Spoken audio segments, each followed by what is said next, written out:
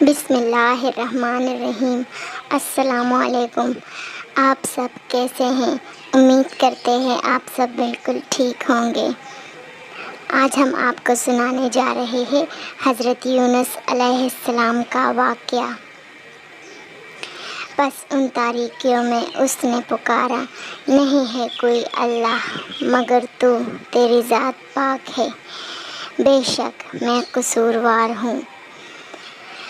حضرت یونس علیہ السلام ایک اللہ کے پیغمبر تھے۔ جب وہ بھاگ کر کشتی میں پہنچے تو اس وقت کرا ڈالا تو انہوں نے زک اٹھائی، پھر مچھلی نے ان کو نگل لیا اور وہ قابل ملامت کام کرنے والے تھے۔ پھر اگر وہ اللہ کی پاکی بیان نہ کرتے تو اس روز تک کہ لوگ دوبارہ زندہ کیے جائیں گے اسی مچھلی کے پیٹ میں رہتے۔ پھر ہم نے ان کو جب کہ وہ بیمار تھے فراخ میدان میں ڈال دیا اور وہاں کدو کا درخت اگا دیا اور ان کو 1,00,000 یا اس سے زائد لوگوں کی طرف پیغمبر بنا کر بھیجا، سو وہ ایمان لے آئے اور ہم بھی ان کو دنیا میں ایک خاص وقت تک فائدے دیتے رہے۔ سورہ صافات آیت نمبر 139 to 148۔ حقیقت یہ ہے کہ جن لوگوں پر تیرے رب کا قول راست آ گیا ہے ان کے سامنے خواہ کوئی نشانی آ جائے وہ کبھی ایمان لا کر نہیں دیتے جب تک دردناک عذاب سامنے آتا نہ دیکھ لے۔ پھر کیا کوئی مثال ہے کہ ایک بستی عذاب دیکھ کر ایمان لائی ہو اور اس کا ایمان اس کے لیے نفع بخش ثابت ہوا ہو؟ یونس علیہ السلام کی قوم کے سوا اس کی کوئی نظیر نہیں۔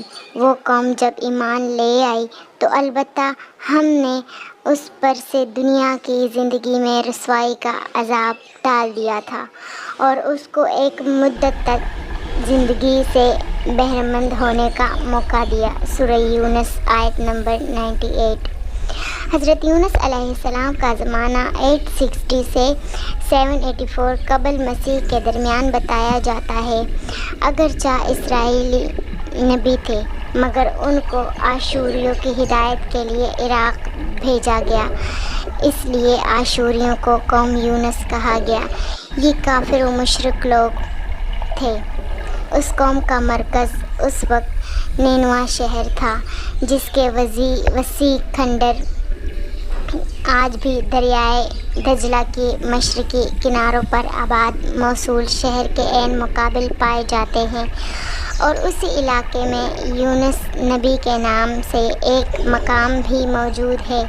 حضرت یونس علیہ السلام نے آشوریوں کو اللہ وحدہ لا شریک پر ایمان لانے کی دعوت دی مگر انہوں نے یونس علیہ السلام کو جھٹلایا اور بتوں کی پرستش چھوڑنے سے انکار کیا، جس پر حضرت یونس علیہ السلام نے انہیں دردناک عذاب کی خبر دی۔ پھر تیسرا دن آنے سے پہلے آدھی رات کو وہ بستی سے نکل گئے۔ دن کے وقت جب عذاب اس قوم کے سروں پر پہنچ گیا تو انہوں نے حضرت یونس علیہ السلام کو تلاش کیا مگر وہ نہ ملے۔ آخر کار وہ سب اپنے بال بچوں اور جانوروں کو لے کر صحرا میں آئے اور توبہ کرنے لگے۔ اللہ نے ان پر رحم کیا اور ان کی دعا قبول کر لی۔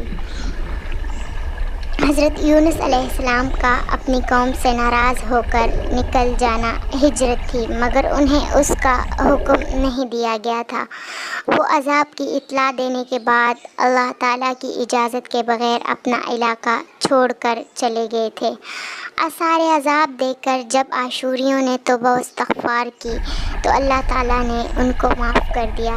قرآن مجید میں اللہ کے دستور کے جو اصول بیان کیے گئے ہیں ان میں ایک یہ بھی ہے کہ اللہ تعالیٰ کسی قوم کو اس وقت تک عذاب نہیں دیتا جب تک اپنی حجت پوری نہیں کر لیتا۔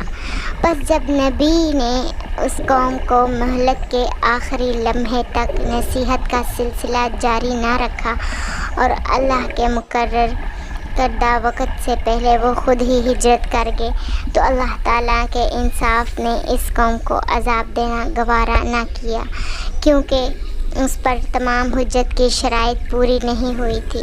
سورہ صافات میں حضرت یونس علیہ السلام کے لیے لفظ ابق استعمال ہوا ہے۔ یہ لفظ عربی زبان میں اس وقت بولا جاتا ہے جب غلام اپنے آقا کے ہاں سے بھاگ جائے۔ حضرت یونس علیہ السلام جس کشتی میں سوار ہوئے وہ گنجائش سے زیادہ بھری ہوئی تھی، جس پر قرآن دازی ہوئی، اور غالباً اس وقت ہوئی جب سفر کے دوران یہ محسوس ہوا کہ بوجھ کی زیادتی سے مسافروں کی جان خطرے میں ہے، لہٰذا اس کے لیے قرعہ ڈالا گیا جس کا نام نکلے گا اسے پانی میں پھینک دیا جائے گا۔ چنانچہ حضرت یونس علیہ السلام کا نام نکلا تو وہ سمندر میں پھینک دیے گئے اور ایک مچھلی نے ان کو نگل لیا۔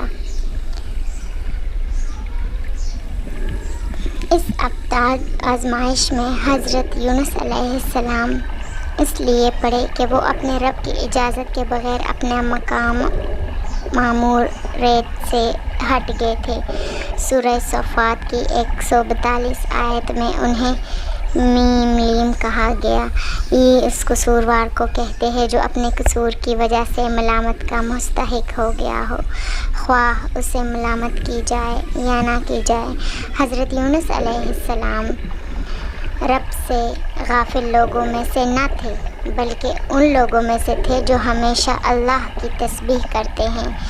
دوسرے یہ کہ مچھلی کے پیٹ میں پہنچتے ہی انہوں نے اللہ سے رجوع کیا اور اس کی تسبیح کی۔ سورہ انبیاء میں ارشاد ہوا، پس ان تاریکیوں میں سے اس نے پکارا، نہیں ہے کوئی اللہ مگر تو، تیری ذات پاک ہے، بے شک میں قصوروار ہوں۔ سورہ صافات کی آیات 143 اور 144 میں ارشاد ہوا، اب اگر وہ تسبیح کرنے والوں میں نہ ہوتا تو روز قیامت تک اسی مچھلی کے پیٹ میں رہتا۔ حضرت یونس علیہ السلام نے جب اپنے قصور کا اعتراف کر لیا اور اللہ کی تسبیح میں لگ گئے تو اللہ کے حکم سے مچھلی نے ان کو ساحل پر اگل دیا، جو ایک چٹیل میدان تھا جس میں نہ گھاس تھی اور نہ سایہ اور نہ غذا کا کوئی سامان موجود تھا، مگر اللہ تعالیٰ نے اس زمین پر ایک بیل دار درخت لگا دیا جس کے پتوں نے حضرت یونس علیہ السلام پر سایہ بھی کیا اور جس کے پھل ان کے لیے غذا اور پانی کا کام دیتے رہے۔ وہ کدو ہے، سبزی۔ حضرت یونس علیہ السلام پھر اسی بستی کی طرف بھیجے گئے جہاں کے لوگوں نے توبہ و استغفار کی تھی تاکہ وہ یونس علیہ السلام پر ایمان لا کر باقاعدہ مسلمان ہو جائے۔ حضرت یونس علیہ السلام کی دعا، بسم اللہ الرحمن الرحیم، لا الہ الا انت سبحانک انی کنت من الظالمین۔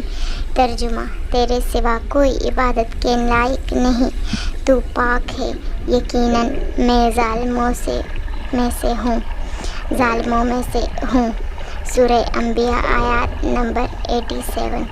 حضرت سعد بن ابی وقاص رضی اللہ تعالیٰ عنہ روایت کرتے ہیں کہ رسول اللہ صلی اللہ علیہ وآلہ وسلم نے فرمایا، جب کوئی بندہ مومن اپنی کسی تکلیف اور پریشانی کے موقع پر وہ دعا مانگتا ہے جو یونس علیہ السلام نے مچھلی کے پیٹ میں مانگی تھی تو اسے ضرور شرف قبولیت حاصل ہوتا ہے۔ بہت شکریہ۔ اگر ویڈیو اچھی لگی ہو تو لائک کیجیے اور میرے چینل کو سبسکرائب کیجیے۔